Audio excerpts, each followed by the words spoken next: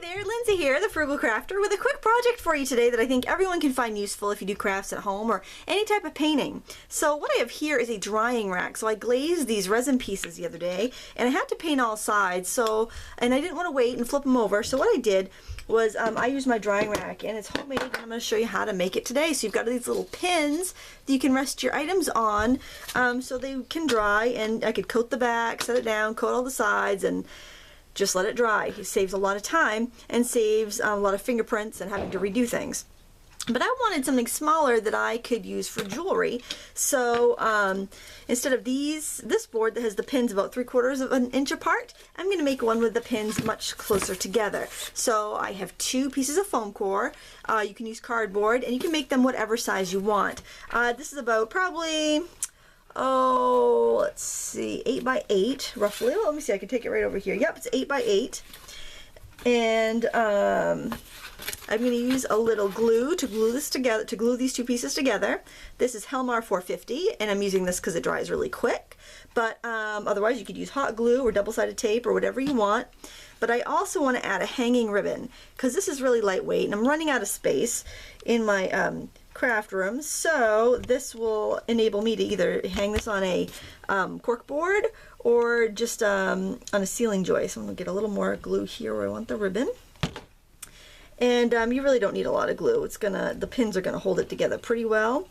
But I really think a hanging ribbon will be nice. This is just a scrap of salvage edge of a fabric, and I thought it'd be kind of fun to recycle that. A couple more little dabs. A little tip when using this Helmar, after you close it up, you usually end up with a little bit of glue on the end. Just kind of wipe that off, and that way your tip will be all clean and ready to go next time. And I'm just gonna sandwich that ribbon in here. And then you just need some pins. These are just sewing pins, the straight pins. They are longer. They are, let me just look at my thing here. They're about 1.5 inches. So you can use whatever length you want. I just happen to have a bunch of these long ones on hand, so I use these. And what I'm going to do is put these, and I'm not measuring or anything, but of course you could. I'm going to put these about 1/2 inch apart. And I'm going to kind of make like a grid of them. So the bigger the board, the longer it's going to take you. And you could have some that are put closer together on the corner of your board and further apart on another part of your board so that you can do different size jewelry. Of course, if they're close together, you can still do any size jewelry, but it just is a little tedious to put them all so close together.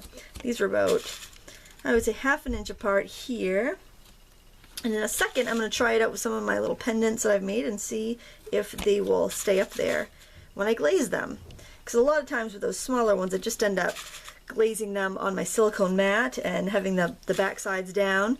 And sometimes you get some puddles, but usually can't really see because it doesn't stick to the silicone. But this will be even more professional looking. Alright, so I've done about a 2-inch square here of pins. And what I'm going to do is just set some of my little resin pieces on that. This is going to work fine. This is going to be great. I think it's going to be about perfect for what I need to do.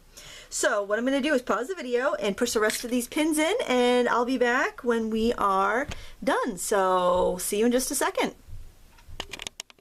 I'm actually coming back a little quicker here because I wanted to show you this thimble. I think you're going to want a thimble if you're going to do this because it does... it is a little hard on your fingers. And I did think of a reason why you might want one with bigger, with your pins further apart, like this board, because if you're doing like round ornaments or something like that you don't want rolling around, if you have them a little further apart, you can actually set like a Christmas ball on here or something while you're painting it. So there's a reason to have them further apart. So depending on what you end up doing the most for crafts will determine what kind of board you want to make. This does go a little bit slower when you get the thimble. Maybe if you were a better thimble user than I, you could get through it a little quicker. And you know what? I think that you get the gist of this just from seeing me put a few of these in. So what I'm going to do is actually finish this off camera. You can see what we got here. We got 2 layers of foam core. We got pins. Got a little hanging loop so that we can hang it up out of sight when we're not using it. I think you can use any length pins you want. I don't think they have to be this tall. completely up to you, and use what you have on hand. You could even use the ones with the plastic balls on the top. I don't really think it matters. It's completely up to you. If you want to make a heavy duty one that you can do toll painting with, you could get like a piece of plywood and screws or nails in from the back.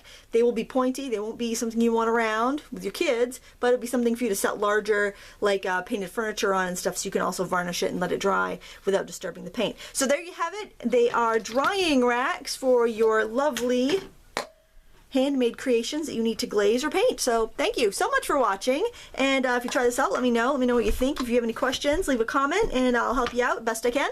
And as always, if you like this, thumbs up, subscribe so you don't miss another crafty video, and until next time, happy crafting.